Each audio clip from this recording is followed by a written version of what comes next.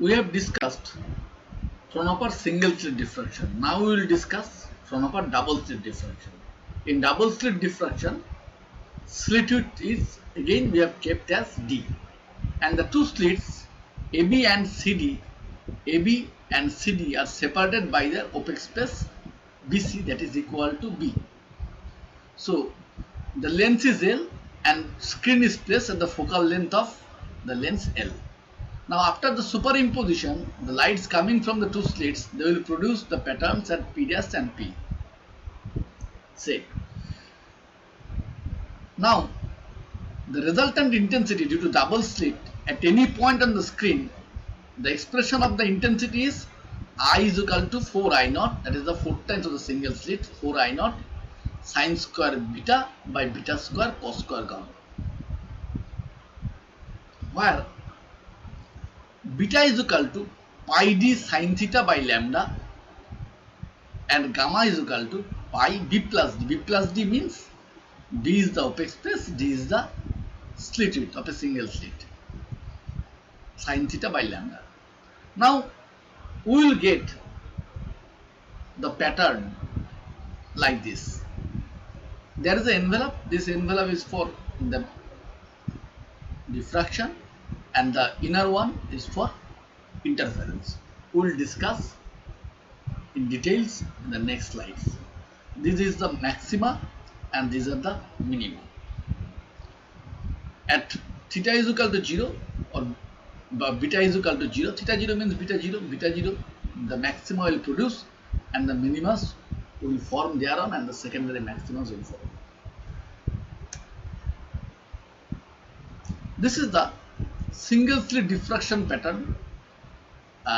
It is photographed like this, and this is a double slit diffraction pattern. This is the difference between these two.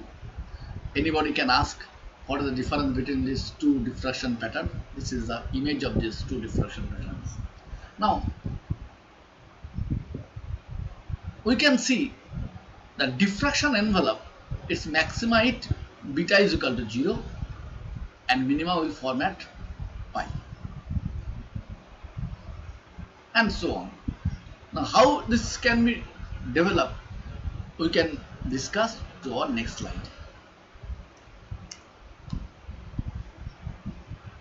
The first factor sine square by beta square, it gives the diffraction pattern due to single slit, that is already we have discussed during single slit. And the second factor corresponds to the interference pattern due to both slits, cos square gamma. Second factor is the cos square gamma. Where the central maximum will form? When beta is equal to 0, that means theta 0 means beta 0. So limit sine beta tending to 0, sine beta by beta is equal to 1, and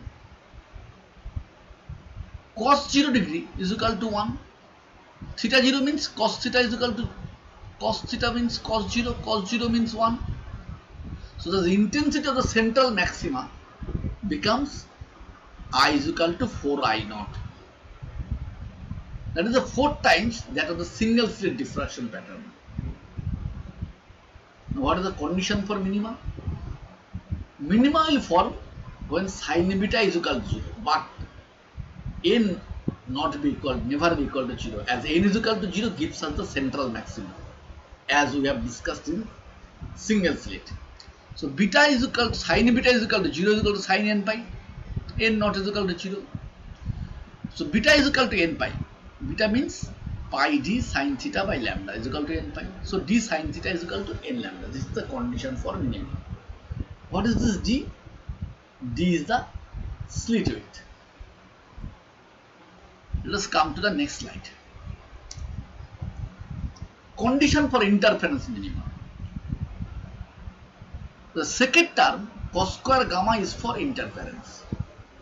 So minima will occur when cos gamma is equal to 0, that means cos square gamma 0, that is cos gamma is equal to 0. Cos gamma 0 means cos 2m plus 1 pi by 2. Thus gamma is equal to 2m plus 1 pi by 2.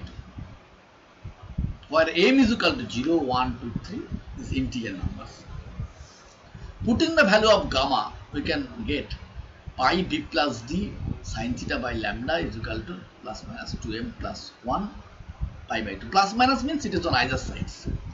So after simplifying, b plus d sin theta is equal to plus minus 2m plus 1 lambda by 2. So this is the condition for minima. So interference minima will occur under this condition when gamma is equal to 2m plus 1 pi by 2. Otherwise, b plus d sin theta is equal to 2m plus 1 lambda by 2. M is equal to 0, 1, 2, 3, this integer numbers. When the interference minima will produce, maxima will produce. Maxima will produce is cos gamma, its maximum value is 1. So cos square gamma is also 1. Cos gamma 1 means cos m pi. Cos m pi. So gamma means after the simplification we will get b plus d sin theta is equal to plus minus m lambda. M is equal to 0, 1, 2, 3, etc. So this is how we will get the interference minima and maximum. And previously we have discussed diffraction minima and maximum.